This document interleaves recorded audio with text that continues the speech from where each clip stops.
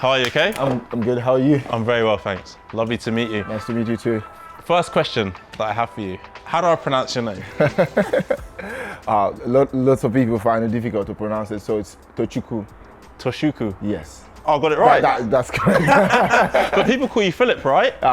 Because they find it difficult to pronounce Tuchukwu, so but I also don't mind if they call me Philip. So I have a middle name, so I'm okay with it. Oh, we'll go with Philip then.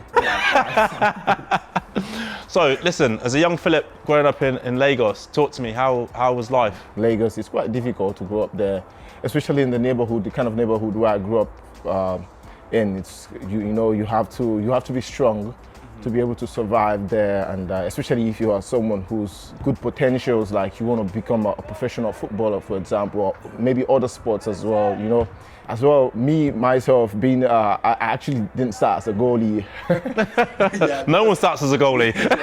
So, because to say this on camera, my dad, at the very first beginning, he doesn't want me to play. He was like, you're not a striker, nobody's going to scout you, you know what I mean? So education's a bigger thing, isn't it? Yeah, it is. As a Nigerian, that's the first thing every Nigerian parents will want you to do. So he was like, I just want you to study, I want you to go to school, I want you to become an engineer. Yeah, so obviously, you know, you played in Nigeria and then kind of the move to Ukraine came about through an agent. How proud a moment was that for you to be able to say to your family that I'm going to Europe? I called my mom, called my dad, and I said to them, they were like, you sure this is real? I was like, yeah, it's happening.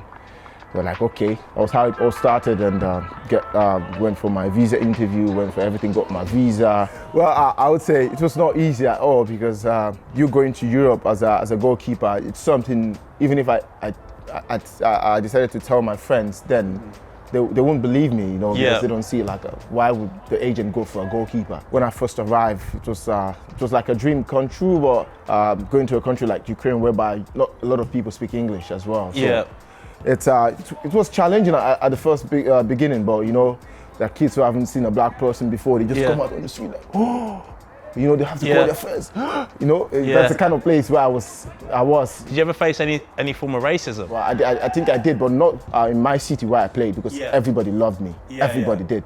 Yeah. Maybe with the opponent fans, maybe they say things. Yeah. Because at the very first beginning, I can't understand the language. So if they were saying things, you wouldn't understand. I don't even know. Yeah. So didn't have your Google Translate then. So you spent a few seasons there you just spoke about, and then unfortunately it was ended due to the conflict starting with Russia. So just talk us through. You know, I imagine it's one day you're there and you're training, and the next day you're being told that, you know, football's now stopping. It was difficult. At first, I was like, no, maybe it's going to take a month or a few days. Everything will be calm, you know. I was still in Ukraine, so I just moved from Kiev, close to the Polish border. That's Lviv. So I was in Lviv then. My parents were like, no, you need to leave. I was like, leave to where? Yeah, where do I you go? know, of course I do have friends who are playing all around Europe, but you know, I was not prepared. I was just like, I just want to go to the bunker just to be safe. I didn't take any extra clothes or anything. I was just like this. How scary? How scary did you at any point think you're going to lose your life?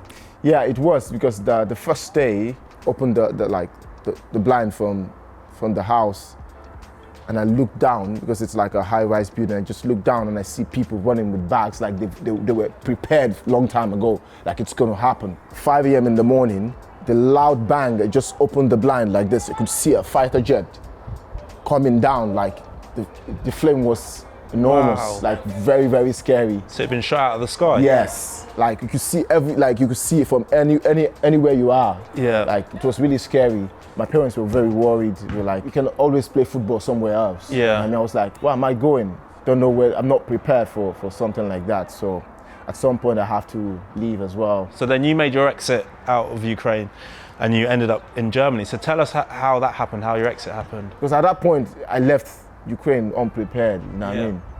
So at that point I don't know what to do. It was really difficult. Then I just decided, okay, I would text teams, went to every teams around Berlin from the second league downwards. Tasmania Berlin then, so they responded and I was like, okay, we've sent your video to the right people at the moment on the team. So we'll see you there, they're quite interested. We'll see you on this date by this time. I was like, wow, it's happening again. Yeah. The communication was very difficult again because German is quite difficult to quite difficult language, to be honest.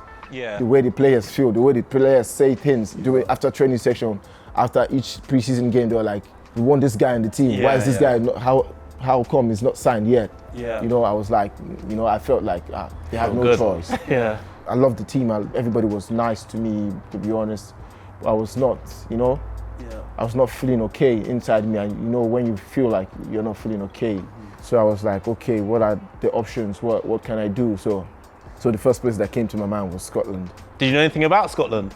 Not really. I just know more about the football. Don't know more about the culture. Oh, you thought our football was easy, did you? No, definitely not. You know what? Because, you know, I'm going to Scotland. I booked my train. The first place I came to, the first team was Alloa. I haven't said this to the gaffer or anybody. I'm being honest. Yeah. I came to Alloa. I just looked through the gate. I was looking inside the stadium, I swear. I was looking through the gates. Yeah. I haven't texted Alloa or anybody yet.